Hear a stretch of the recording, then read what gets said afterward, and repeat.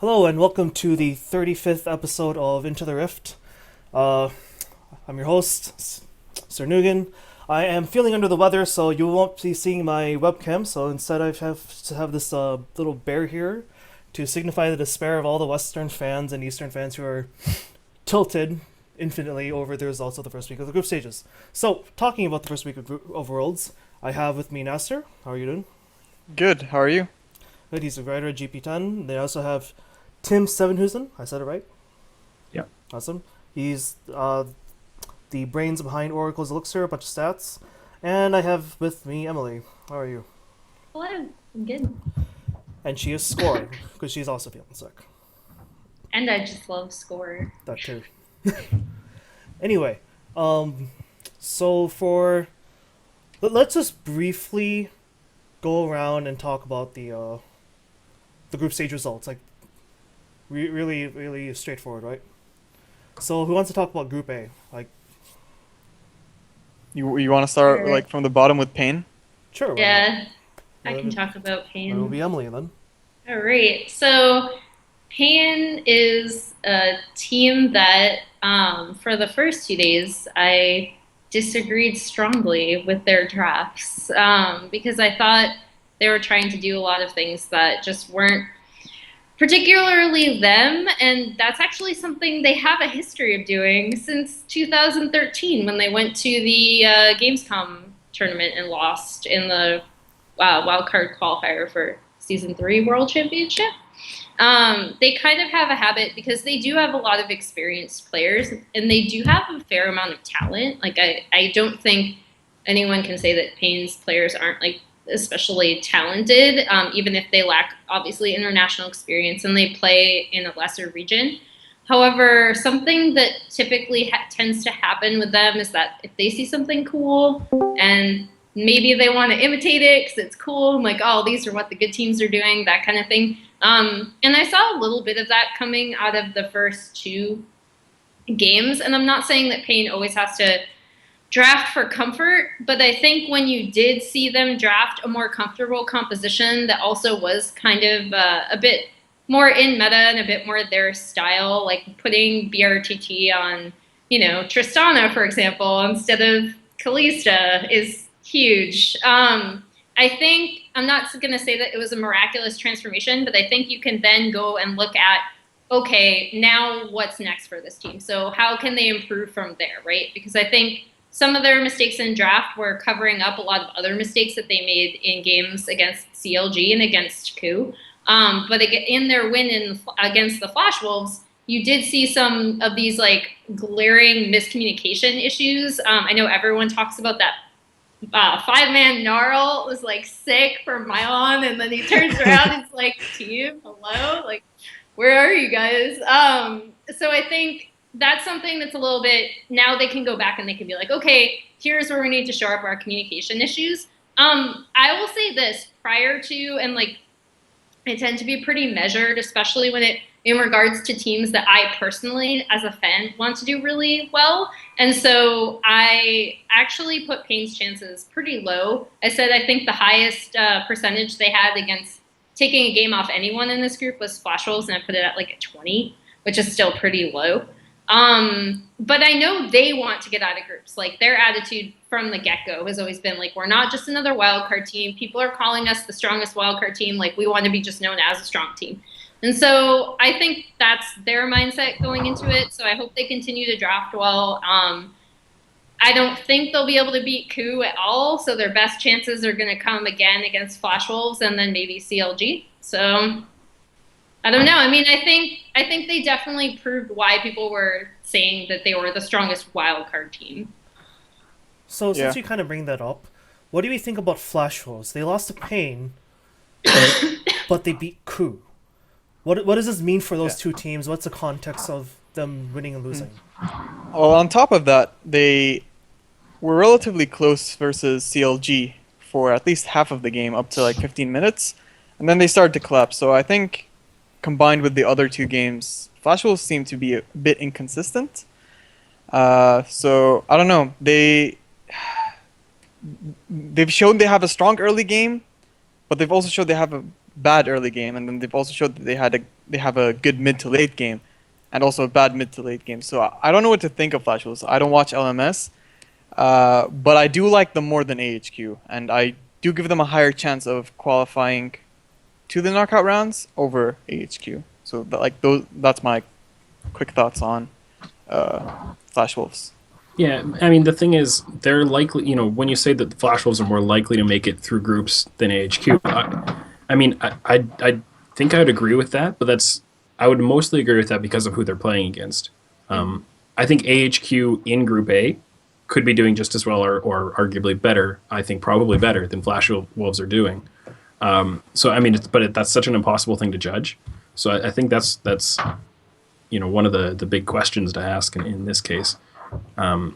For Flash Wolves, for me, I think, mostly they haven't impressed. I think when they lost against Pain, it's because they were playing a lot of risks with, all the Baron baits they kept on pulling off over and over again. That's always a risky maneuver just in general. And, that might be like a 60-40 kind of a play if you do it that many times, and they got caught on that. So, inconsistent, maybe it's just that they are taking too many risks, and that, whether that's actually the same thing or not, risky versus inconsistent, I don't know. It's hard to say to me. Another interesting thing about Flash Wolves that I just like to touch upon, because I think it's something that we'll probably end up discussing later on when we're talking about hybrid rosters. One thing that I found really interesting about them is that in their first game, they obviously had some communication issues with Kramer. And I thought that once they swapped in NL, even though I'm not a super huge fan of NL, I think he mispositions a lot, and that's kind of an understatement. But I think that communication issue, as I know Sword Art has gone on record, and now Stake has gone on record as saying, is really huge for them. And I think that's a trend that we've seen across the board in these group stages, is that being able to communicate with your team is ridiculously important. Mm-hmm. Definitely. Okay. So, let's do half the group right there. How do you think they'll do in this coming week for both Flash Wolves and Pain?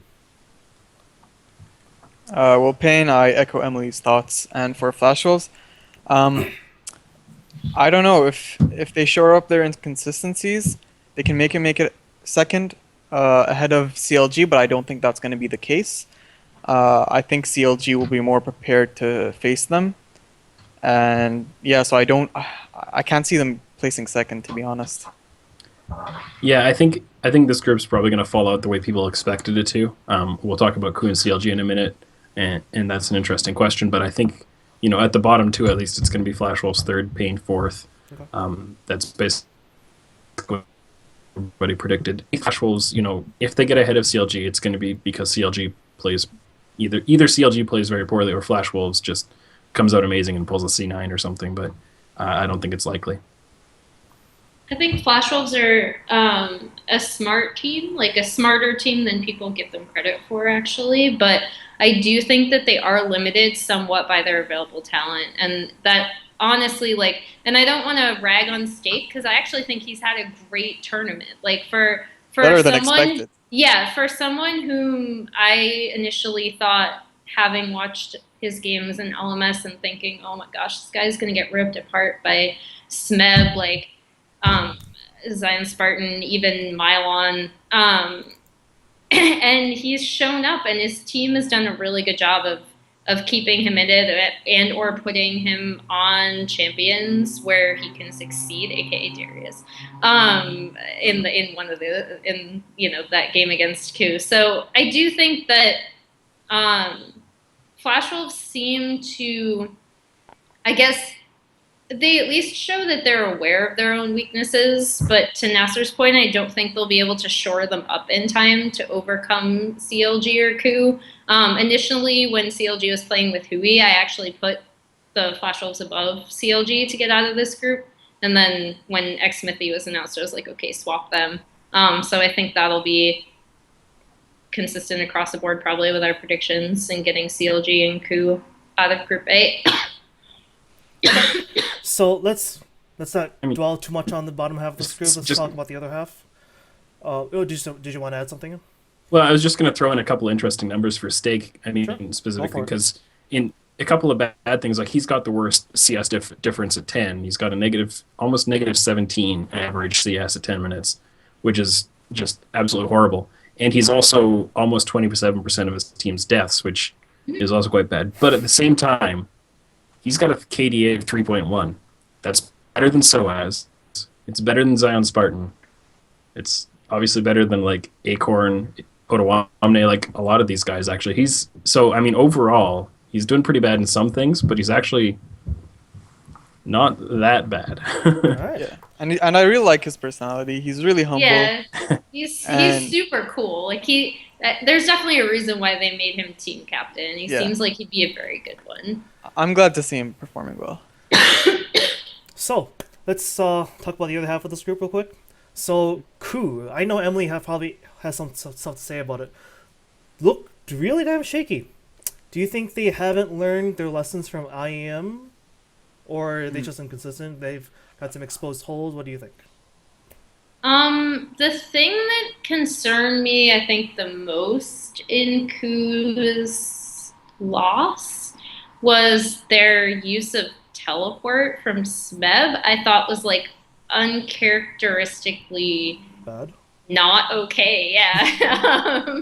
So I mean that in and of itself was very concerning for me. I don't get the same sense because like I feel like the players definitely just watching them on social media and kind of hearing them in interviews, like I think they still do have that attitude where like they have to prove themselves because a lot of people were still saying that they were the weakest, they're with the weakest Korean team coming in, even though they're second, et cetera, et cetera. And, none of their players being placed in the top 20 players. Like, I know everyone probably saw that little, like, gorilla message thing where he was kind of sad. And, like, I think they have a lot better attitude coming into this tournament. I don't really think you can compare it to, like, their IEM failure.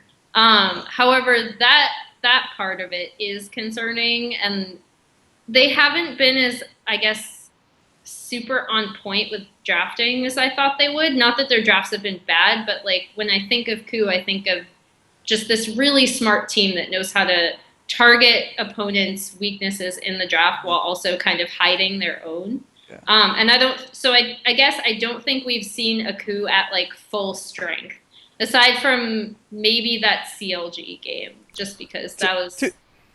To be fair, like I don't think even in their loss versus Flash Wolves, they had a really good start. Kuro demolished Maple in the early game with Lulu, but then they had like a bit of a blip in the mid game, and they kind of let the Gangplank scale up, and then Flash Wolves were just able to utilize the poke comp just to its full advantage. But then when you look at the other two games, especially the CLG game, I think that's when you saw Ku's drafting at its best. CLG picked Blitzcrank into a Morgana for some reason, and then I don't know. It's just I feel like That pick Ku was are really- better than I still feel like Ku are better than what most people think. For the Blitzcrank Yeah, and I mean- pick, I'll just give it really short. The Blitzcrank pick was probably just because they saw the Ashen Victor. I forget which order it was, but like it makes sense in that context. But the rest of Ku's comp just, you wouldn't pick a Blitz into that. Yeah, I think they had a really smart draft against CLG. I think the Flash Wolves game was a bit of like An I anomaly. don't know. Yeah, anomaly from those three games. I think for example, if I think Ku and Flash Wolves played a series, I think Ku would take it 3-1. All right, I Tim, you had think something to say? it's Ku is really interesting to me because they're the first team that we're going to talk about where a theme that's been pretty common to me, where some of these Easter teams, especially the Korean teams, also a little bit from China, have come in feeling like they deserve the wins. I think a bit of an arrogant approach, maybe. I felt like Ku's game against Flash Wolves, they were playing different from their normal style. The most successful Ku that I've seen has been the Ku that counterpunches, that sits back, allows the other team to kind of push at them a little bit, and then finally they'll take their moment and they'll turn it all around. That often happens in the late game. A lot of Lulu play, Kog'Maw play. Lulu coming with the Kog'Maw whenever possible, of course. But against Flash Wolves, they ended up being the proactive team. Partly because the comps dictated that, and they were playing some kind of some engage options with Alistair and with Nar, trying to make the fights happen. But that didn't seem like the coup that is the most successful version of themselves. They were trying to play something that they're usually not. Even in that situation, they were still, they were being more proactive. They were, kind of pushing the pace of the game, which was good. They were winning the early game. But I think they but they didn't account for the Gangplank passive, the extra gold income, allowing them to snowball a little bit more. And then so they didn't realize that the game was as close as it was at the moment that they initiated that one mid lane team fight that turned it all around. They just got overeager. They thought, we deserve to win this fight. We're just the better team. And it got turned on them. And I think that's what led them to lose, even though they were still winning at that point and still had a good chance if they were just a little more patient. So, yeah. I see them going 3-0 This the week, coming week. Yeah. I think they can do it. Yeah. Especially if they draft smart once again. When they do face CLG.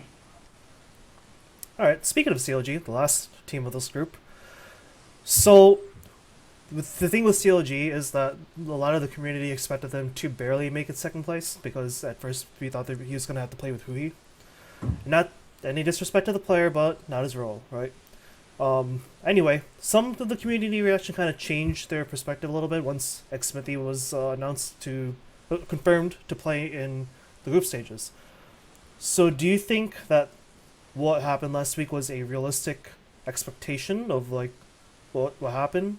Did we expect them to play the way they did? I think most people probably expected them to go 2-1 in their first week, but I don't think CLG expected to go 2-1. I think they really believe that they are one of the best teams at in the tournament, at least top 4, and I think they were really disappointed losing to KU and losing to them in that way. And they also had a really weird draft versus KU. I don't know, why would you pick Blitzcrank second rotation on red side, especially when KU already picked a Morgana? And then on top of that, I think they rely too much on double lift right now. If you look over the 3 games, they've been giving most of the team's gold to double lift. He has almost 30% of the team's gold share, which is absurd. And is that going to be a problem later on for CLG? Or is double lift carrying going to be all right?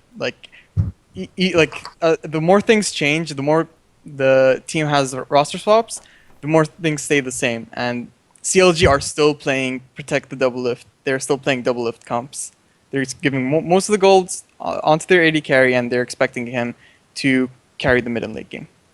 Yeah, I mean, 2 Lulu picks in the mid lane is gonna make that pretty clear that they're going for, double lift, doing everything. And to be fair, the only game they lost is where they didn't go Lulu mid, and where they gave the mid lane a little bit more of a carry option in Azir.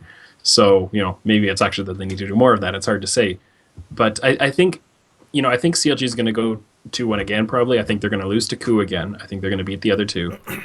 And I think, when people talk about the expectations, and some people feeling that CLG could win the group, that they could come out 1-1 against KU or even beat them in both games, I think a lot of that is based on the idea that CLG, their main strength as a team is the early game and how well they play kind of a systematic approach to that early game macro.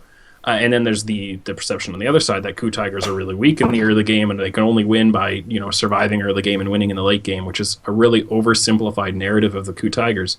So I think it might have surprised CLG, and it probably definitely surprised a lot of the Western fans that the KU Tigers early game is actually pretty good. They're a top half early game team in the LCK. So this narrative of they're only good at late game is super oversimplified and doesn't actually kind of represent the facts at all.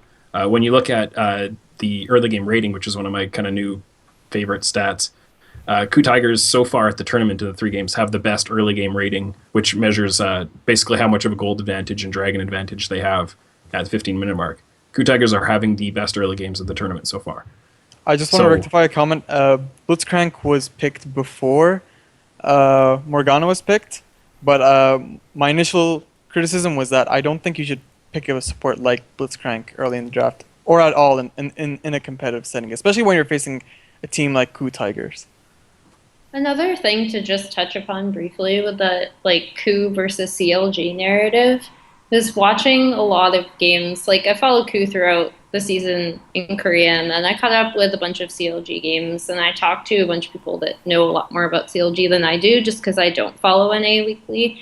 And what I saw from CLG is that they are really good at the early game, and they are a smart team. However, a lot of the times when mid game or late game would come, they would get like other teams would be able to out team fight them, or they'd make like a crucial like decision error that they'd then have to make up for like in the mid to late game. And one thing that the whole like CLG has a great early game narrative, Coup has an awful early game narrative, but a great late game.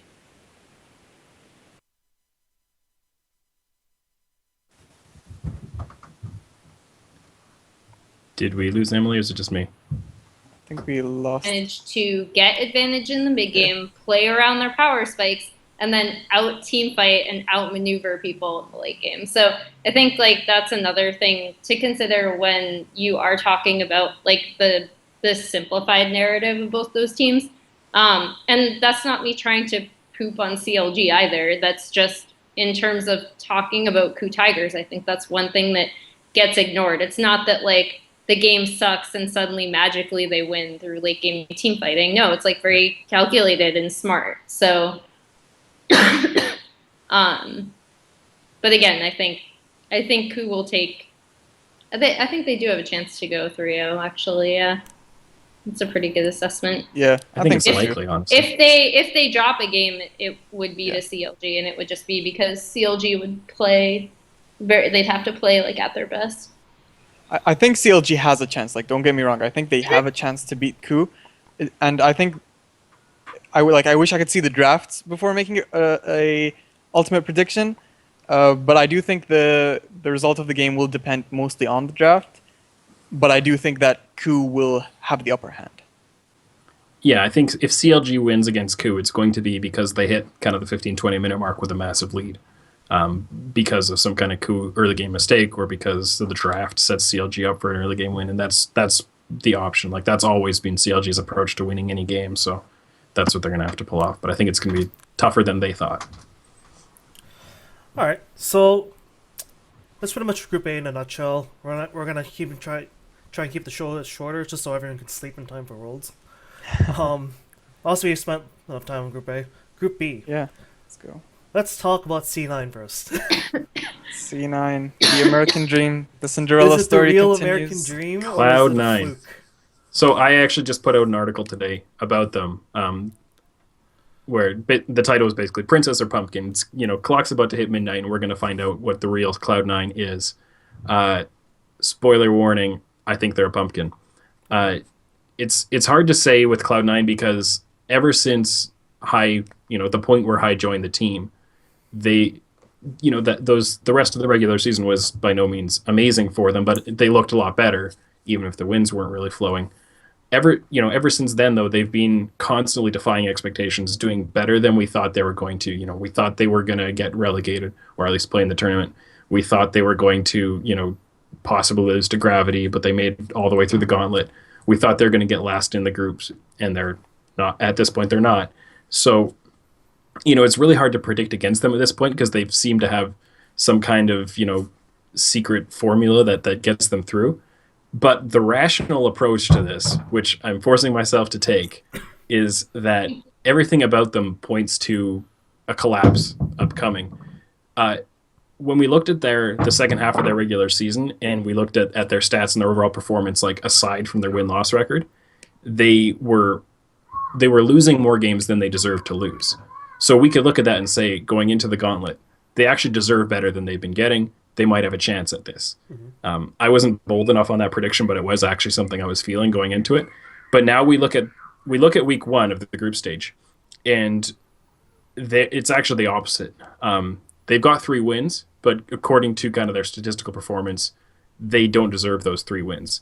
Their gold spend percentage difference, which basically measures the margin of victory at the end of the game, they're for a 3-0 team, you'd expect them to have one of the top GSPDs, but they've actually got like the 8th, 7th, or 8th best, largely because against Fnatic they had no business winning that game. They won with a massive gold deficit.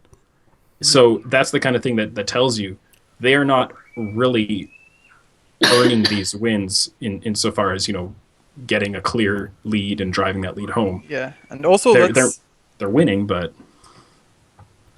in fairness to the Fnatic win, I would say Fnatic kind of deserved to get punished for that game because that Yasuo pick was horrible.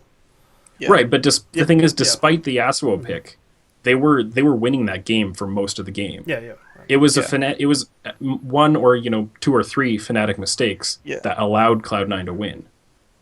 Yeah, like let's look at the C9's comps. Okay, I think they in all 3 games they got like super OP comps. I don't know how they first game they got.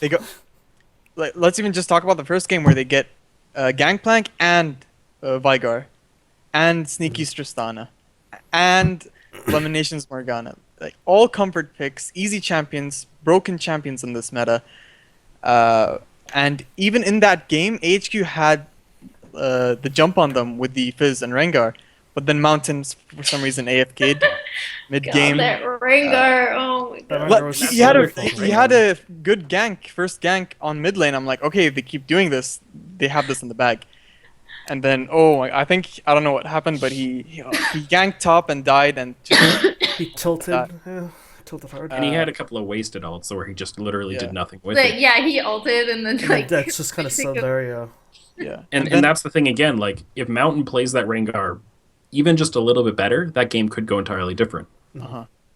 And then if we look at their next 2 comps, they played almost the exact same comps, which is the Azir Tristana fast push comp. And Shakira's released a video about it yesterday about how they play this comp. You should check it out on YouTube. And it's a really, really strong comp because you have Azir and Tristana that can just siege turrets and take them down as like in 5 seconds, if not less. On top of that, I think Azir is really underrated in this tournament, and slowly but surely people are realizing this. And I don't know why coming into this tournament people stopped playing/banning Azir.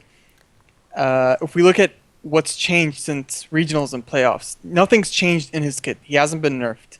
If we look at the mid lane meta, the only thing that's different is the increase in TP usage, or like people choosing to take TP in the mid lane. But other than that, Azir is still a broken champion with a broken kit that provides so much to a team, and I think people should start either banning or at least first picking or picking it on second rotation. My counter argument to that though is because your argument, the way you phrase it, you're only looking at Azir himself in terms of changes in the patch notes.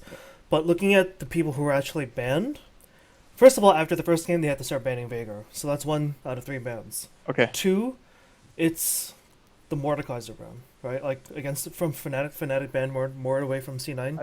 Yeah. And then you have the other part. Well, I mean, we can discuss whether or not Darius is like worthy of actually being banned, but everyone's first picking Darius. Well, I think the Vigar pick is a bit overrated. I think, like, if we look at the HQ game again, HQ had that game in the bag the first 15 minutes. They were pressuring Vigar. They got a lead over him. They kept ganking him. It was good. But because they made a few mistakes and they saw like Veigar one-shotting like the ADC and carries, people start worrying and start banning against C9. That's I don't the know. only I think reason though, because Veigar scales so well with farm. Even if you punish him a few times early on, he will get that AP.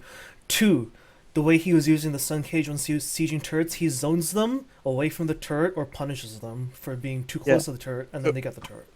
So I think what you do is basically you have to go double TP and you have to go full on engage. Something like Malphite can just bypass the his like AoE stun, and I just think you can play into Veigar. I think Azir gives C9 a more comfortable strategy to rely on rather than just scale up with Veigar. Whereas you can just get a really strong lead, play, you know, something like Origin's 1-3-1 comp with double TP, keep the map spread out, and you never have to, and you never allow Veigar the opportunity to siege up a turret and give him the opportunity to one-shot one of the carries. Like that, I think people should learn how to play against Veigar and not just ban him. And Yeah, I hope I hope at the same to see time, you can't say they're going to learn how to play against it just like that, right? Like I think the bans against Veigar are just like, okay, we're not ready for this. Let's just not have to think about it.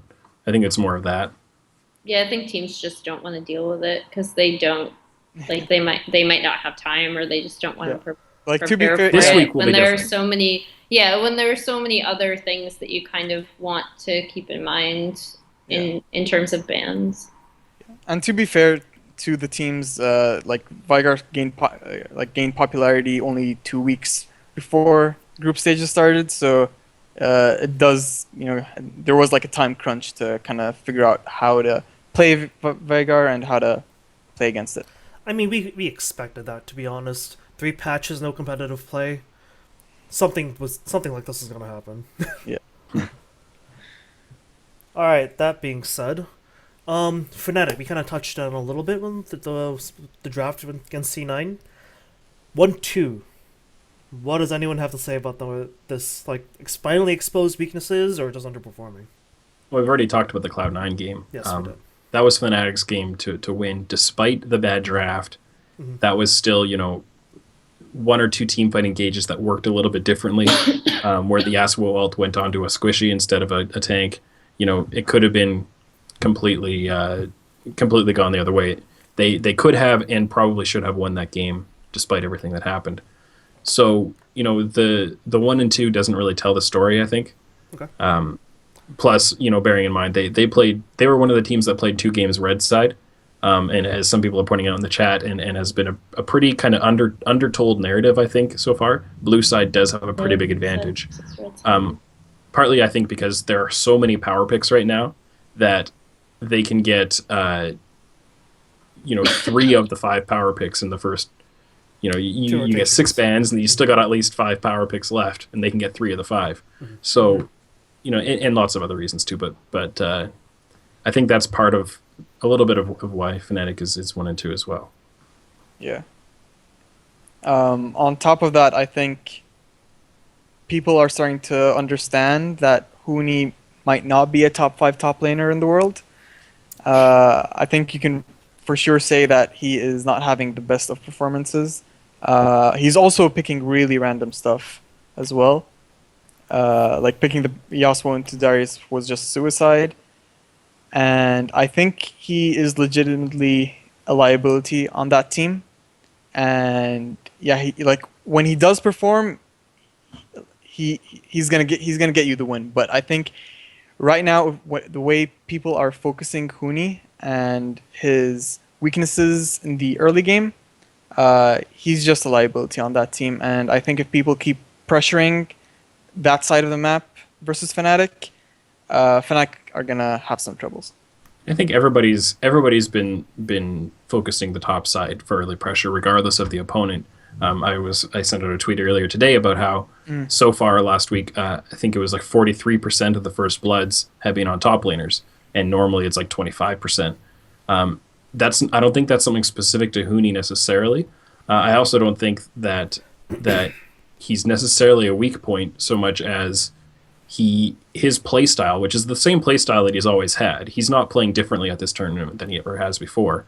But I think the preparation coming into this tournament, the level of play, is just a little different, and the meta is a little different. You know, a little stiffer competition, and he's been punished for some things that he might not have been punished for when he's playing a bottom 5 EU team. I think that's part of the story. And I think this week, maybe he comes down to earth a little bit. Maybe they draft a little bit better for him. You can say it was a bad pick for him to play the Yasuo, but was that his pick? It's hard to say, right? So I think it'll be really interesting to see what he does this week. Yeah, I'm also slightly worried about his champion pool as well. If he's adapted to the new juggernauts, because I feel like he's still only comfortable on the champions that made him successful back in spring, which were like the Rumble, the Lissandra, the Hecarim. I think he's really good on those champions, but once you put him on tanks, and we haven't seen him yet on the juggernauts, but I think he might not be as comfortable playing those champions compared to his comfort picks. So we'll see what happens to Fnatic. I think they can still. I think they're still a sure shot to qualify, possibly. It's also going to depend on the other two teams that are 1-2. Something that Tim kind of brought up about the percentage of first bloods on top laners in Worlds. Something I actually kind of remember, like some years back, the season, well, kind of late season 2, season 3-ish, when top lane carry was pretty meta. Almost every jungler would like pressure top at like level 3, level 4.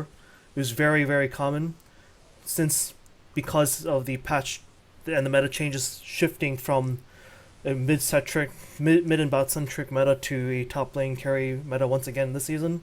Very late, of course, but that's why I think that's really big reason why we're seeing all these first bloods in top lane again. So just something to keep in mind.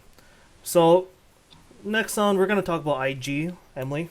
I can hear the salt already. Yeah, I'm not even salty about it. Like, you going into like, so forever ago, like coming through playoffs, we were looking at IG, and I'm like, okay, I don't want this team to do well. I don't want them to go through regional qualifier. This is not the team I want to represent China. And the reason is because when IG plays at their best, yeah, they're honestly one of the best teams in the world. And when they play at their worst, like, they don't even have the good graces to lose quickly. Like, they're just so bad. And they roll over and die, and Cacao just farms for 20 minutes. And so going through the Chinese playoffs, they looked pretty good. So I was like, okay, like maybe they found their synergy back. Still, when we were talking about them prior to regionals, I was like, oh, I don't want to bet on IG, don't want to bet on IG. So finally, they like go through and they make it, and I'm like, okay, if IG plays at their best, they'll like 6-0 this group. If not, then it's going to be a different story. And obviously, it's been a different story. I think comparing IG to something like LGD, which we'll talk about later on for sure, is completely unfounded, because IG is like what you're seeing from LGD is a complete like internal collapse. IG has had like 2 of those already this year. Like, they had that whole part where they like fought with Mappa or something, and Mappa said they didn't respect them, so it wasn't gonna do their drafts anymore. And their drafting just like all of a sudden like tanked. And then they apparently made up with him in time for playoffs, so he like was doing their drafts again. But this is a team that, I mean, you have to talk about like Rookie and Cacao. Cacao honestly sometimes will just farm for no reason. Skarner pick. Yeah, like he'll apparently lock in Skarner and then just farm for 20 minutes and do nothing. He locked in Skarner. He locked in Skarner, got the the first part of the jungle item, and then built Sightstone.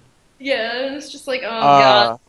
And then like I actually think Zatai, even though he's made a few mistakes, I don't think he's had a particularly awful tournament. I don't think they've made the best out of, like, I don't think they've made a good use of him, but like I don't think you can look at him and say like, oh man, Zatai is really underperforming. Cacao's doing pretty much what he did in LPL sometimes, or he just farms randomly. I think Rookie's been okay. And then obviously there's their bot lane. And I've never been a huge fan of Kid. I do think that he gets a lot of undue criticism because Kitties is an atrocious support, in my opinion. God And bless kitties. and so like I understand, I guess, the Kid hate. Like it's easier to look at Kid and say like, oh man, this guy is really terrible because of these statistics and stuff. But honestly, like when I look at that lane, I look at Kitties and like, for example, putting him on an engaged support like Kennen, even though they won that game, probably not the best idea considering he kept going in almost dying and the kid had That's to why be- they had the Callista, though. Yeah, and then let's not even talk about his Bard game because good lord, I want to like scrub my eyes out with bleach after watching that. So I mean that their bot lane's obviously a weakness and it's something that I think teams have found out they could capitalize on. Another thing with IG is that their preparation going into this is obviously not good, considering their drafting has been not good as well, which is interesting because, like I said, in the past I have praised Mafa for coming up with really good drafts for this team. So it's unfortunate that they didn't prepare. It's not wholly unexpected if you watch them at all in the OPL this year. I'm sad that they're not, like they didn't prepare and they're not performing because I do like Kakao and I like Rookie and I actually like Zatai. So yeah, I mean those are my IG thoughts. They make me sad, but like not shocked, I guess.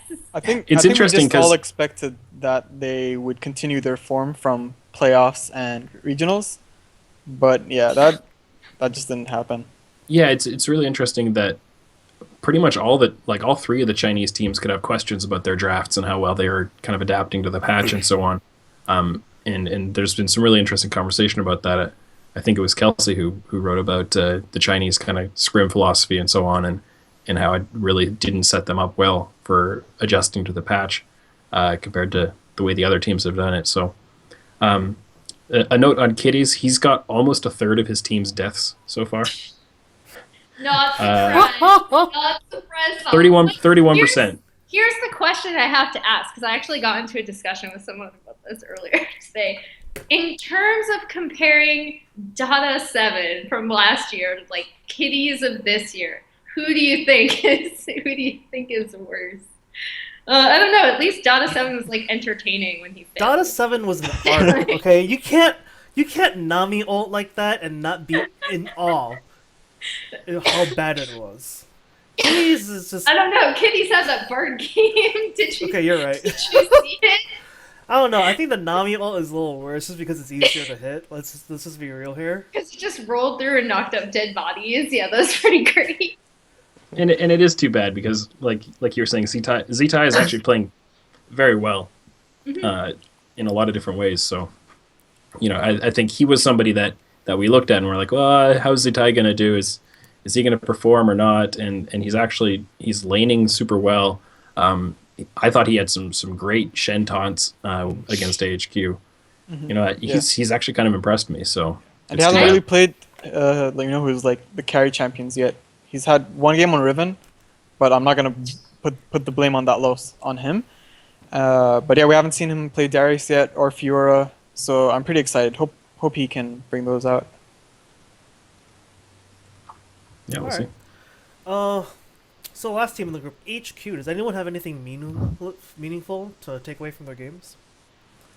They didn't really deserve to beat Fnatic. I thought that game was super close. It was because of the Tom Kench. But that's the thing. Their Tom Kench play. That was the first time I've seen Tom Kench used well, kind of the way it's supposed to be played. So that really impressed me. But next time around, how many times have these teams played against Tom Kench in an organized way? Next time around, they know that much better how to beat it. They're going to have something different. Yeah. So I'll say, I think it's Ziv is like a really great top laner. Like he's playing up to expectations, and I'm really excited to see where he ends up next season. Because I really think he is a talent. Yep. Mountain, please don't play Rengar. Oh yeah, the Mountain don't play. All right, They so need Mountain to play at the top of his level if they want to win games, and I said that before the tournament. And so far, he's been hit or miss, and therefore their record has been hit or miss. I think, I think you have a relatively good idea what you're going to get from the rest of the players in their team, but Mountain's Mountain's the wow. Mountain's got to be at his best. So that being said, let's just wrap the group up. Predictions for the upcoming week. Do you think, like overall, how much do you think the standings will change? I posted on Twitter earlier 90-50-10. My 50% prediction on my kind of 90-50-10 for week 2 was I think Cloud9 has a 50% chance to make group stages.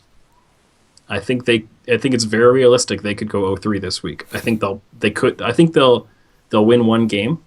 If they win 2, I'll be surprised. If they win none, I won't be surprised. I think they might. There's a very good chance they'll have to play a tiebreaker. Do you think they'll win the tiebreaker? No. All right. Okay. I think C9 are going to top the group. I'm gonna put my faith on in C9. Oh, biased NA fanboy. I just think they're 3-0. They can get. I think at this point they only need they can probably just get a win.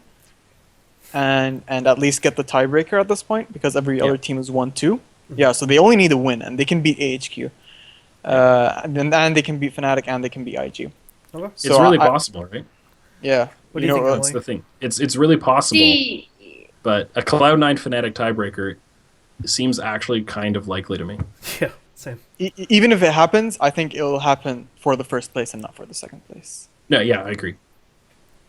I think you could tell me that any 2 teams from this group made it out, and I would believe you, because that's how messed up this group is. I do think it'll end up being C9, and I actually think, provided that they work on their communication resource allotment issues, I think I'd like to see Fnatic get out of this group because I do think they are a good team. Mm-hmm.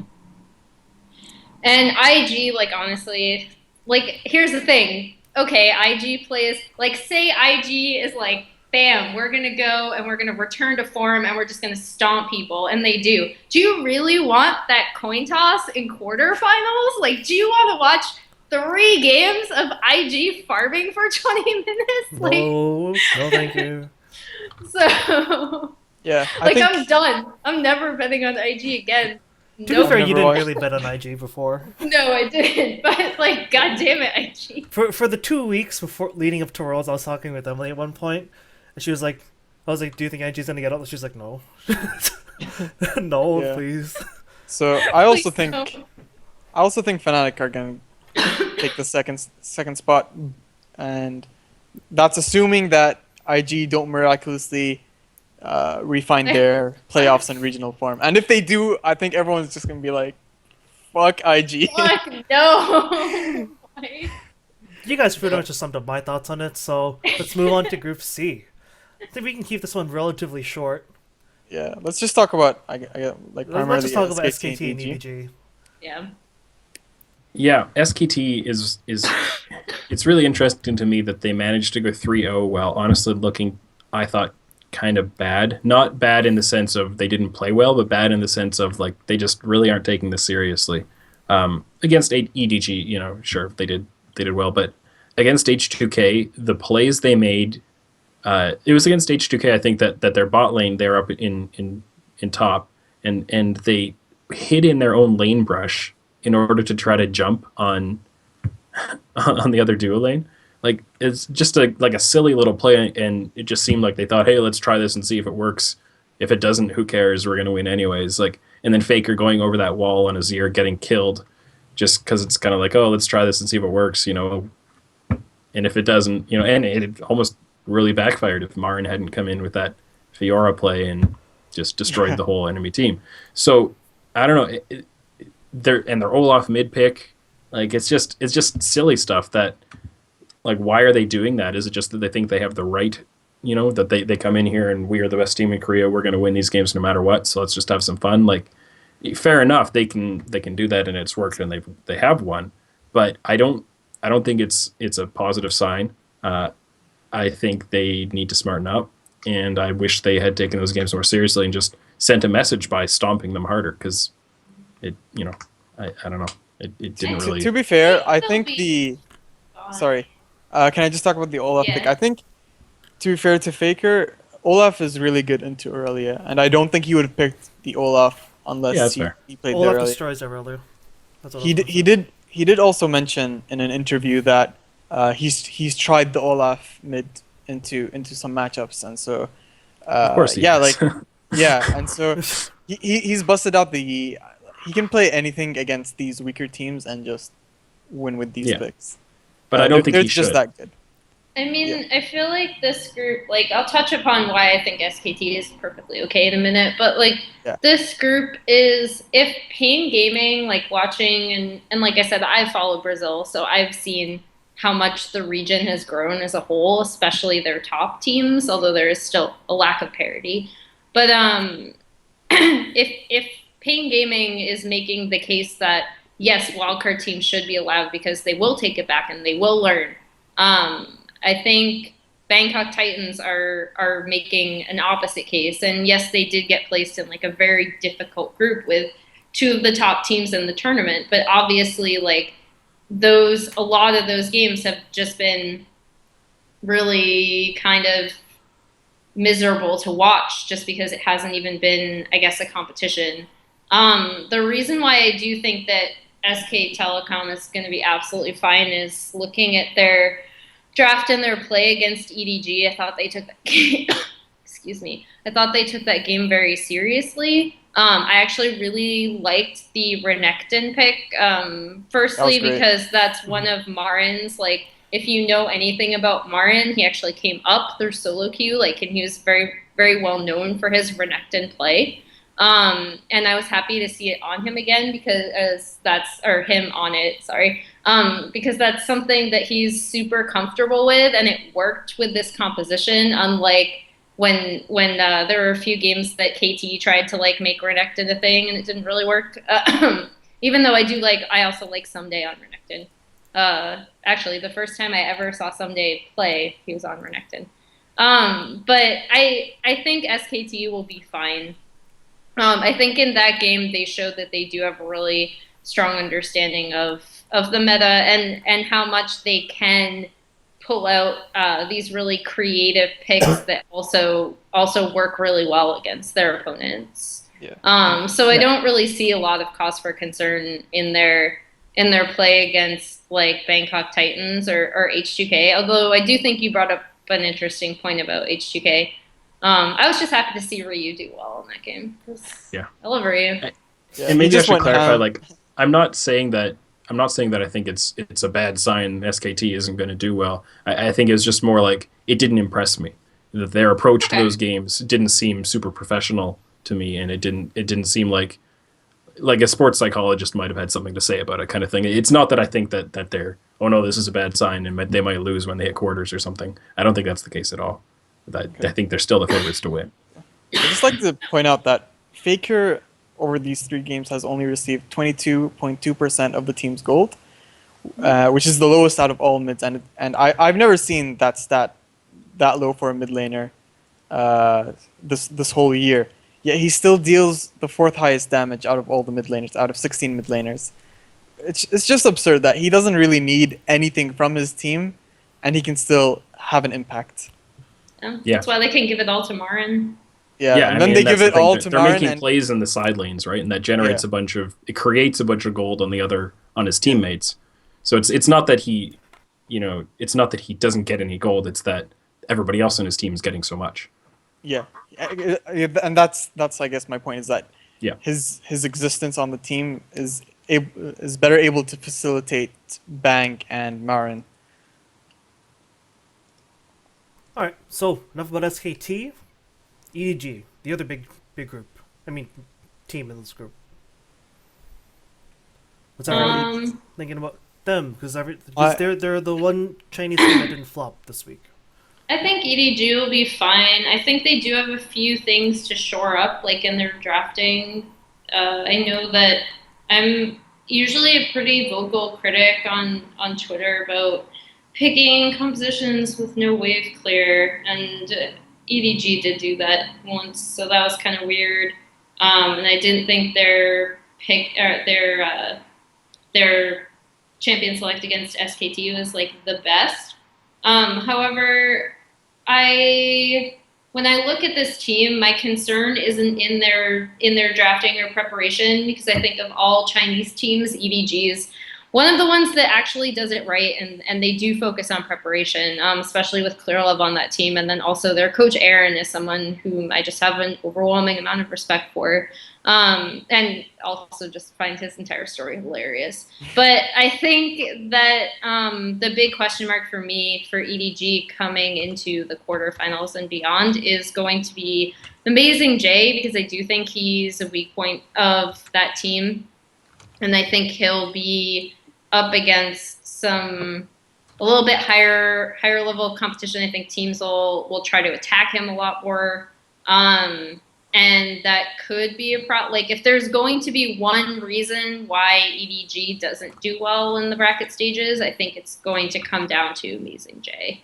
Regardless of the fact that I do know, like, it's been said numerous times, this champion pool is pretty good for the Juggernauts, but I don't like his team coordination. I don't particularly like his team fight positioning with the rest of EDG. And so I don't know. Like, that's my question mark for Edward Gaming going forward. He's not in sync with his team like Koro One is. Yep.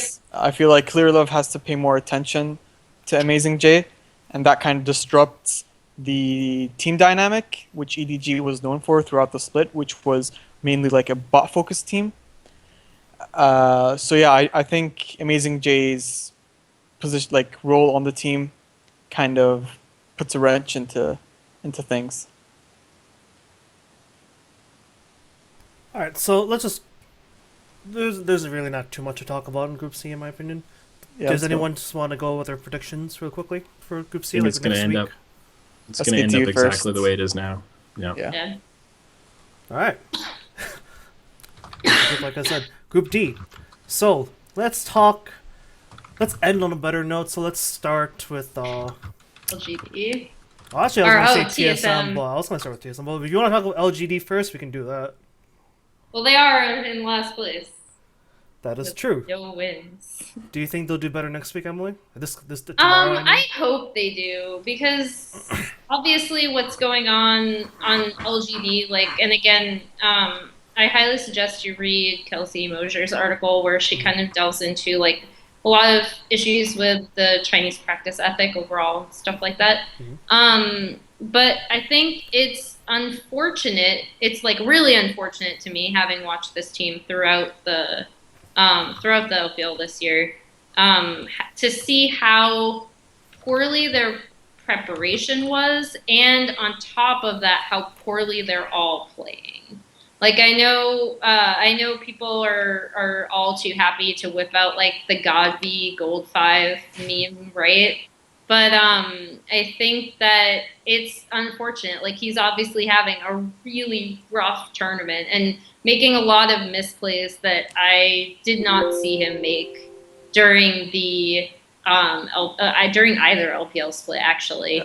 And then additionally, like, is TBQ a potato? Yeah, but we already knew that. So, like, Yeah, and they still won China with yeah, TBQ on the roster. like if anything should like kind of maybe impress you about this team, is the fact that they did manage to win summer finals with TBQ. Playing like, I mean, he played at like a slightly better level. Let's be fair, but he's still a very obvious weak point on this team. And Yes. in the, I guess, at a tournament where I didn't see jungle being a particularly strong position, I thought that it would not matter as much, because of all teams, I think LGD is pretty good at hiding like TBQ as a weakness through the play of Godby and through the roaming of PYL. And you can draw similar comparisons actually to Peekaboo and Score. Not that Score is a potato, but since he lacks a lot of experience as a jungler and looking at the map from a jungler's perspective, Peekaboo actually shores up a lot of his weaknesses so he can path a lot more creatively and be more effective around the map. Peekaboo does a lot of what a jungler should be doing and kind of helps fill that with Score. And Score, I think, is like, honestly, I'm not comparing it to TBQ because I actually think Score is better jungler than TBQ. But he's pretty good. but I think like in terms of what you're looking at, what the team does, like Godby is usually a lot better at shoring up the center of the map, and by that I mean I don't mean outplaying his opponent 1v1. I mean warding properly and just pushing when he's supposed to and backing off when he's supposed to, and that kind of stuff that you look at from a really top tier mid laner. And he's having a really rough tournament.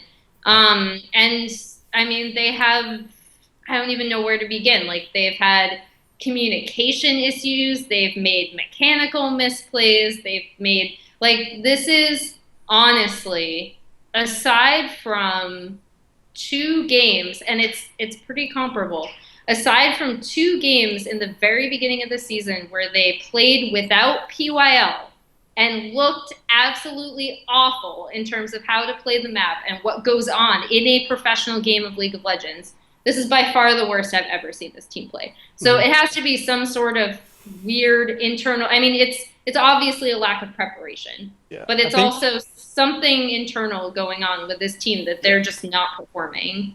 Yeah, I think, I think they haven't really taken scrims very seriously. And kind of shows in their like bans and the compositions that they're trying to draft. Stuff like, they're banning Varus against Peke. They're picking Varus mid and Hecarim top. On top of that, I think they weren't able to adjust to the double jungle bans. And I think TBQ can only play 3 junglers right now. His best is obviously Lee Sin, and then followed by Gragas and Rek'Sai. And once you ban Lee Sin and Rek'Sai, I feel like he should go on Gragas. But in 2 of the games, he had the opportunity to do so, but he didn't. 3 of the games, actually. And he did pick the Elise, but I think if you are not comfortable on Elise, you should not play her, because if you do not have the early pressure of someone, say, like Amazing, and you don't know how to really play that champion to its full effect, you should probably go on something that's a bit more comfortable, something you can scale with, and have a bigger impact for the team. So I think, drafting is a huge issue for the team, and also underperformances all around. Especially, I was hyping up Acorn. I thought he was going to be the best, if not like one of the best top laners in the tournament, and he's really failed on so many levels. His TPs have been holy crap. His TPs have been off point. He's always had good TP usage in when I saw him play throughout the split. But in this tournament, he's just so off. His Malphite ults were terrible. I don't know how many of his Malphite ults he missed. I think he missed like half of them, or the ones he did hit. The ones he did hit were just uncoordinated with his team. Yeah, it's just not the Acorn we know and love. Yeah, I think it's important to kind of temper some of the criticism of LGD in the same way that we need to temper the enthusiasm about Cloud9. Cloud9 is 3-0, but they might not have deserved 3-0. LGD is 0-3, and honestly, I don't think they completely deserved an 0-3 record. I think their early games are absolutely terrible. They've, I mentioned the early game rating stat before, and they've got the second worst early game rating. On average, they're only giving themselves a 25% chance to win the game as of the 15-minute mark. But even so, against Origin, that key team fight with the Expeke Quadra Kill Orianna ult, if the Vi skills had landed, and there's no reason why they shouldn't have, honestly, on the right targets, that was still a winnable fight to me. They could have won that game. Against TSM, they picked brand support Nunu jungle. Draft something reasonable. You could have won that game. You should have won that game. That's, to me, I mentioned Eastern arrogance. To me, that's the height of it right there. They're drafting whatever they feel like because they're like, well, it doesn't matter. Especially after they go two games down, you should probably go on to something that's more comfortable. Something like can scale. They can just group up and do well with. But so to me, LGD, I think they're 0-3, but they could have just as easily been 2-1. Yeah. Even with kind of how bad they were playing, remove a couple of the key mistakes, and they were still right in it. So Yeah, I think so too. Okay. So that's enough about LGD for now. Let's move on to TSM. We all thought, okay, maybe not we all thought, but like a lot of us thought they were going to go 3. I thought they were going to go 3, but they won 1. Well, we didn't count for the fact that LGD were gonna underperform the way they Absolutely. I have. don't Yeah. think no one accounted for that. Yeah. So, yeah, TSM. I don't know if there's much to say. It's still the same old TSM. Santorin can't really pressure the early game as well as he used to in the spring split with Lust Boy. It kind of, that form, that connection between those two players, kind of returned to form in the LGD game, and it was really good to watch. But in the other two games, they didn't really have an impact.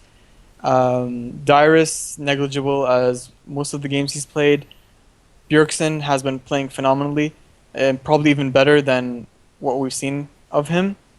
He's gotten like huge leads against Nagne, and he's done pretty well against Peke and Godwe. So yeah, I think it's just the same old story for TSM, and Yep. I don't see them really qualifying at this point. yeah, I mean, I think for me, TSM, their early games have actually been pretty reasonable. They've won every kind of at 15 minutes. They've won every early game, even if against KT it was even. But the other two they actually won the early games. But I think some teams you say like with LGD, oh, if they only cleaned up, or with Fnatic cleaned up these one or two key mistakes, just don't make that stupid move, and you could have or should have won that game. With TSM, it's a bunch of mistakes that aren't just an easy fix. Like it's Lustboy being in bad position and getting caught and dying more than once. It's Bjergsen, for some reason trying to burst down an Alistair. Things like that, okay, that's not that hard to fix, but it's a whole bunch of those things are happening in every game. So they're setting themselves up pretty well in the early game, but then they're just kind of throwing it all away, which is strange because it's a little different from the pattern we saw in NA, where their early games, they were kind of surviving, and then they were letting their opponent make a big mistake in late game and actually, winning the late game team fights, turning it around. So this is actually different from usual, and I don't know if that's because they intentionally tried to, shift their style, cover a weakness, whatever it was. But yeah, I don't know. I think they have a lot of things they would need to fix if they want to, improve their record enough to get into second place, and I don't see it happening. The only comment I have to say is that I don't remember if it was in all 3 games, but it's just a shame because it's such a top-heavy meta, and I think they understand that it's a top-heavy meta. I mean, they keep giving Darius, right? But they never secure him any kind of gold leads. Like, they... Watching him get Olaf against KT Rolster and then sacrificing him completely, I was like, Yeah. Olaf is a Just- yeah, champion exactly. that needs farm, people. Yeah. Like, it's not, Like, they it's would, not instead of letting stupid. him get the farm, they sent him to, like, their lane swap, and then they're like, alright, Darius, just go back to top, and we're gonna give Turtle the farm. And it's like, you could just give him some gold. Yeah. Honestly- How is that team comp supposed to work? You're picking LeBlanc, Olaf, and Vayne. What are they doing with this comp? Is it, I don't know, it's like a weird 1-3-1 or something? It was bizarre. That's 2 champions who should go in and 1 champion who should do the Yeah. opposite of going in. So Yeah, and so I think that's another issue, is that TSM still has drafting issues that they still have not cleared up. Alright, enough about TSM, then enough about the disappointment here. We can cover that more after this week's games, because I have a pretty good feeling there's going to be pretty more disappointment as a TSM fan. KT, Poor Emily. niggas suffering TSM fan. I am a suffering Dyrus fan, actually, which makes it so much worse. Because once Dyrus retires, I don't give a shit about this team anymore. Well, there you go. You have until the end of this tournament. Nah, it's not going to be too long. yeah, then you can be a fan of his for a long time as the afterglow of his massive rant document Yeah. kind of basks I hope over it's social longer media. than Lynx. Oh dear. I really I hope hope he that changes gives his mind me and a doesn't word do that for his sake. like Dunzo that makes me laugh every time. Yeah, I just see a it. meme. I hope it's just like a picture of his face and just like trolling. Anyway, let's talk about KT for a while. Emily, your favorite What? player in the whole KT. wide world is there? I know. Would you care to tell us his name? It's not like his picture's on your spot. Just So I was pretty down on KT. Going in, like I said, usually down on teams that I really like, and I love KT. I think that they're doing surprisingly better. I mean, the weird thing about this group, right, is that you always have to take into consideration that LGD is performing like well below expectations. So I still don't really know how to factor that into comparing the strength of KT, but I will say they do look a lot better than I thought they were going to. I think that Nagane is probably like the glaring weakness that this team has had. And I think they're going to have to find, down the road, I think they're going to have to find more champions that allow him to control team fights. Like I remember in spring, one of the few champions that they put him on, and KT would win a game, was Lysandra. And I think the reason for that is because he's not good in lane. He's not even like, I mean, like he's just not a good mid laner in context. Yeah. But So I think just one thing he does do well for the team, like if there's one thing he does in terms of his role on that team, is that he actually controls zones and team fights pretty well. And that's why, Azir. like, you see him play Azir, right? Because it's not like I'd say, oh man, Nagani's godly on Azir, like, because I don't think he's godly on any champion. But I do think that he controls team fights really well, so that Arrow can just kind of fire from the back line and not really be touched. And that's kind of important for the way KT operates, because Arrow himself isn't going to light the world on fire. And I would like to see him.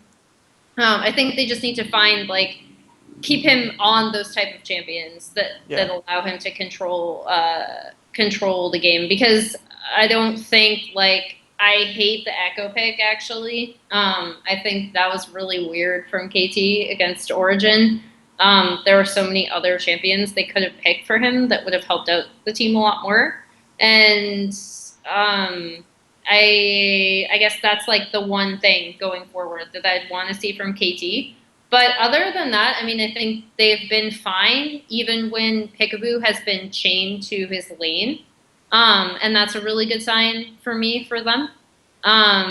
Because it used to be previously that they would be like, okay, if Peekaboo gets, chained to Arrow and lane like he did in the finals against SK Telecom, it's not going to work. KT is just going to roll over and die.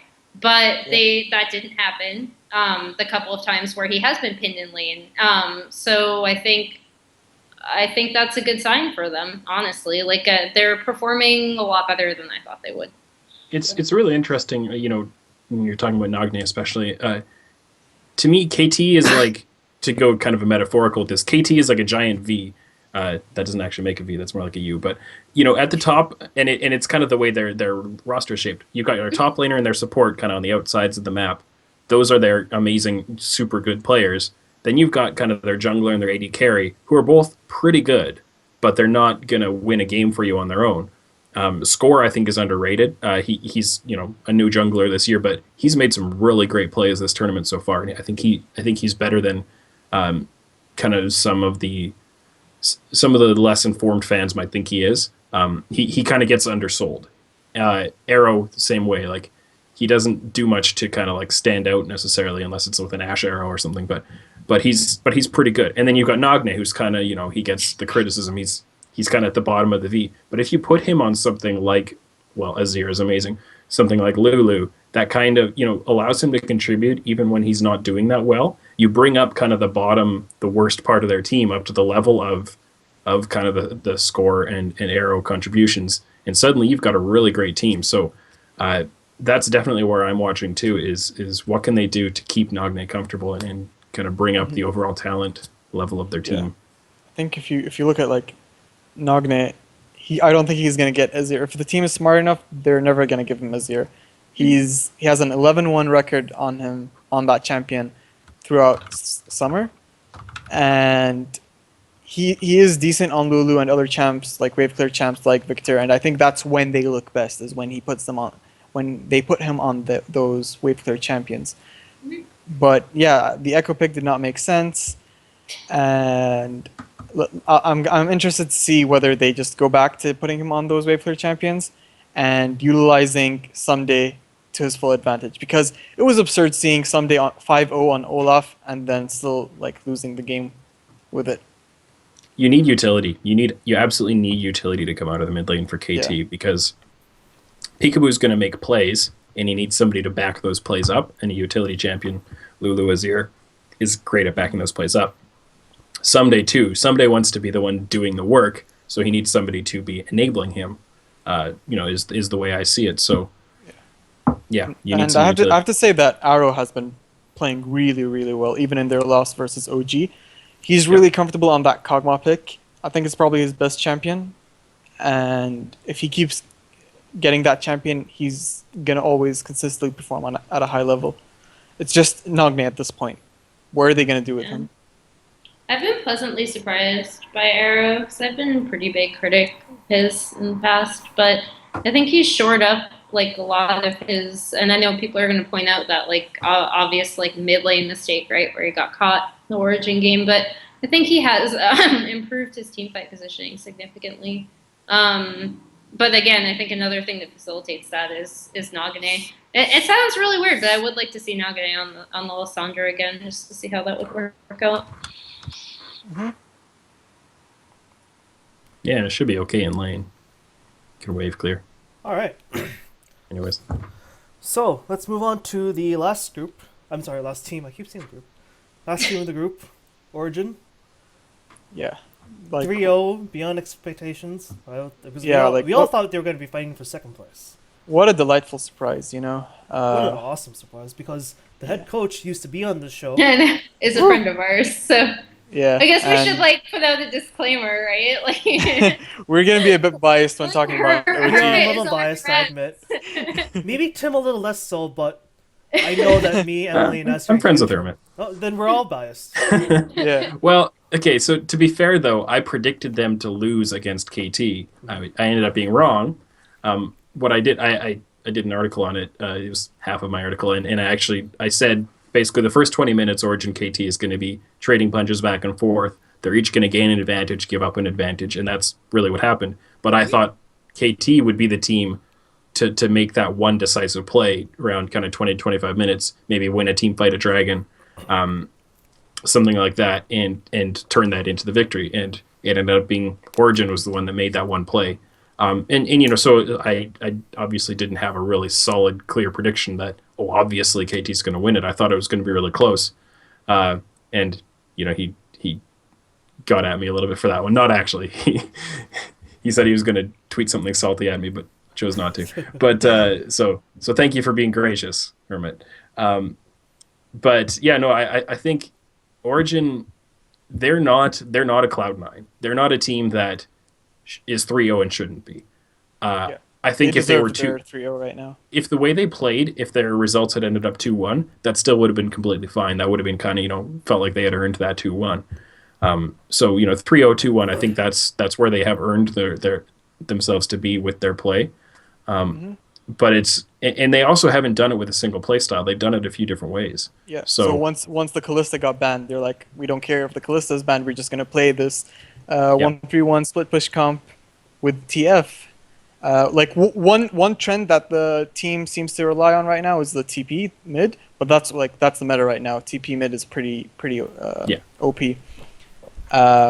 And what's really interesting is that I think they were the first team to implement target banning on red side rather than just banning all 3 OPs. So when they faced LGD, they banned 2 junglers to target out TBQ, and then when they played TSM on blue side, they targeted Bjergsen and used 3 bans against him.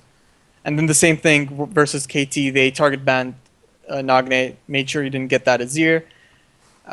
So I think target banning has been a strength, along with the global comps that they've been implementing.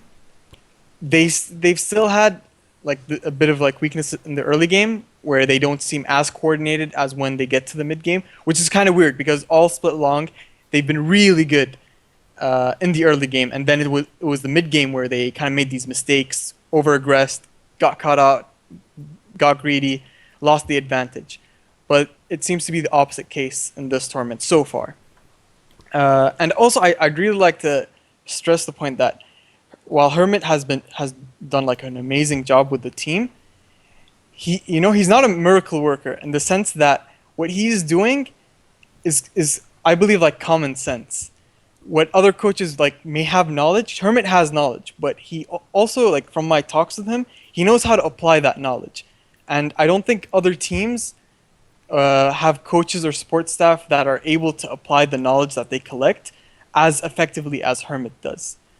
On top of that, he knows how to research his opponents, and he always keeps himself connected with people who he thinks are knowledgeable, and not just with pro players, because pro players can seem to have a lot of insider knowledge or a good estimation of how a team plays or a strength of a player, but they can be deceiving because they are players. They play the game.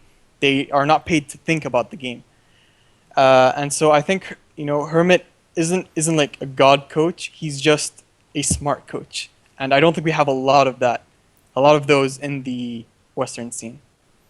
Yeah, I've kind of a fun little anecdote about Hermit is he was when OracleSelixir.com was kind of in its earliest kind of couple of months. He was one of the people. He was probably the first person to like bug me about when are you going to update with today's games? Are they up yet?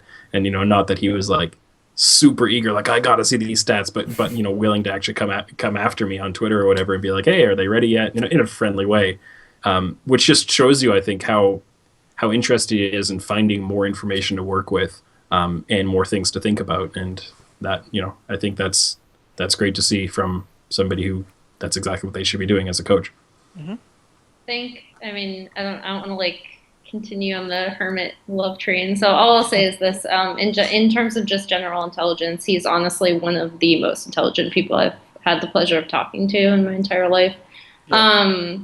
But in terms of how Origin has approached this group, I think there are a lot of interesting parallels to be drawn actually between this team and the way that they attacked their opponents, specifically in the draft, and then obviously the assortment of players that they have, and then with the Coup Tigers actually. And I know that's kind of a weird approach to make, I guess, because a lot of Western fans, for whatever reason, seem to be very, very much down on the Coup Tigers. But one thing I really like that they do is they draft, aside from like a few fluky things, they draft very well for their team, and most importantly, they pay attention to their opponents and they research their opponents. And I think that this has proven that doing that research, like actually doing the due diligence to research your opponent, figure out what is the best way to attack them. Like, hello, LGD, this is something that you should have done in terms of preparing. And I think that they're also very good at making the most of the talent on that team. I think Niels in particular, like he was someone I was watching throughout the split in the EU LCS, and I think that a lot of people maybe had a few questions as to like how he'd perform at Worlds, and I think he's done fine. Like honestly, like it's really More great than to fine. see. No, but I mean like in terms of like how he played in the European LCS, he really impressed me as a player. Yeah. I think he's incredibly. I guess I don't really like using the words overrated and underrated, but like I wonder why more people aren't talking about how well he's done. Yeah, And I think so everyone's talking now about it. that people are, like, I'm actually kind of surprised because I'm like, oh, okay, like, why weren't you talking about him during the split? Because I thought he was one of the most impressive AD carries in Europe. Yeah. And in terms of performing, like on the big stage, I think he's done incredibly admirably. So, like, I'm really happy for this team. I'm happy that you can look at a team and say, this is a team that's doing all of the right things to make it as far as they can in a world competition. Like that's what you're supposed to do. You're supposed to take this seriously. You're supposed to go in and try to give yourself every advantage to win, so that once the players actually load onto the Rift, all they have to do is execute the game plan that you've come up for them. And I think Origin's a fantastic example of that. I guess the only test for them now remains, once they do make it into best ofs, how that's going to work, and how their planning and preparation is going to hold up across like an entire series. And then it'll depend on their opponent as well, to be quite honest. Yeah. So. I was going to say opponent is really going to be the main thing for Origin. Yeah. Who are they up against? There are some teams they're going to do, match up very well against. Some teams they're going to have a hard time with, and that draw is going to be huge for them. Yeah, assuming they get first place, I think they can be pretty confident they can make it to the semis, even versus EDG, who I'm also assuming that they're going to continue playing with Amazing J. But if Core 1 pops up, that might change things. Mm-hmm. But I think they can take EDG with Amazing J to a best of 5. I might be a bit biased here, but I think they can do it. And to backpedal a bit on the Niels thing, I think most of the questions were surrounded by how good is this individual compared to how good is he because he's playing with Mithy. I think lots of people attributed his performances to Mithy rather than the individual himself. But I think watching him now play Callista as if she's a hard late game, mid game carry, I think no one has any questions towards whether he is a world class ADC. I think you can definitely say he's at least 4th or 5th best ADC at this tournament right now. And that's always the hardest. That's the hardest thing with AD carries, is because just inherently as a role, what they do is their teammates set them up and then they do the damage. Like that's the pattern for an AD carry. So that makes it really hard to evaluate AD carry talent. But yeah, I definitely agree. I think Niels has answered the questions. Any AD carry, if you pair them with a bad support, they're going to look a lot worse. But I don't think you attribute more credit than is necessary to Mithy. You give him the credit he's earned, and he's definitely earned it. But Niels has earned his own accolades. I fully agree. On top of that, I'd also like to mention Amazing's performances. I think the meta is really suiting him right now because of the Lee Sin and the Elise.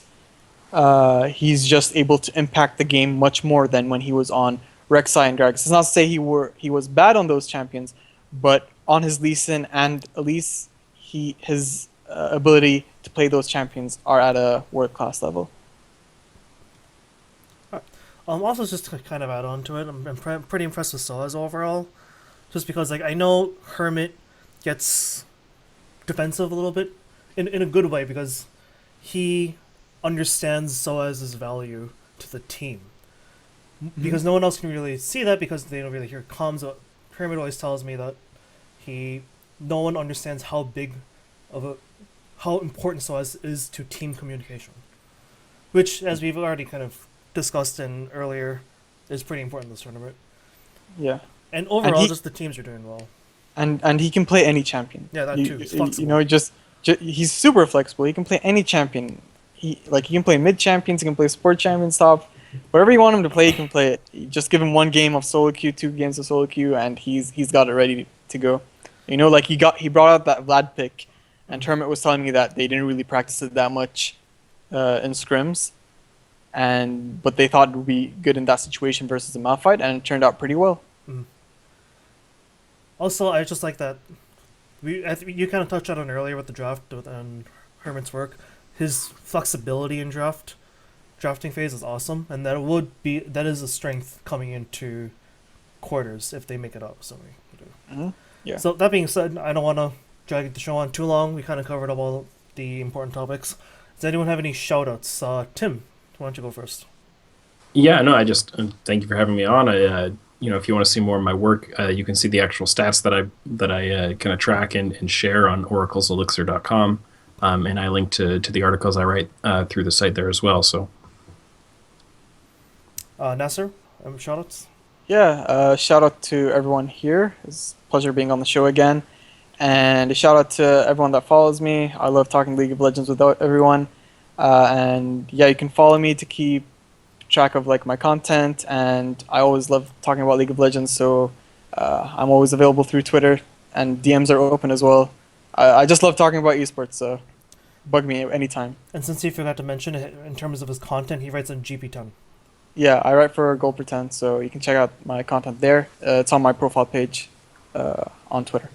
Emily, shoutouts. So I write a bunch of different places. So LOL Esports, Liquid Legends, and most recently for Follow Esports. Also, shout out to Kelsey Mosier, Froskirin, Razzleplasm, and Drexen. As I'm sure we've had, and they've honestly most likely had it worse than me in terms of random, death threats and people harassing you and telling you to go kill yourself about Chinese results. So just shout outs to those people because, they're amazing. And when I first started following China this year, they really helped me out in terms of understanding a lot of key nuances about the region going into it. So where, I had only previously watched Starhome Royal Club last year, and I've developed my own personal strong affinity for the region this year. So I don't know, just shout outs to them. Like, they're all honestly really awesome people. Yeah, I've learned so much talking, especially Kelsey and Emily as well, about the Chinese scene and League of Legends in general. They have so much knowledge, and talking to them every time, it's a delight. I refuse to be a fan of Chinese League of Legends until it's possible to track statistics from it in a meaningful way. You gotta go. So forget them. Go I hope their they all lose. website and then translate it.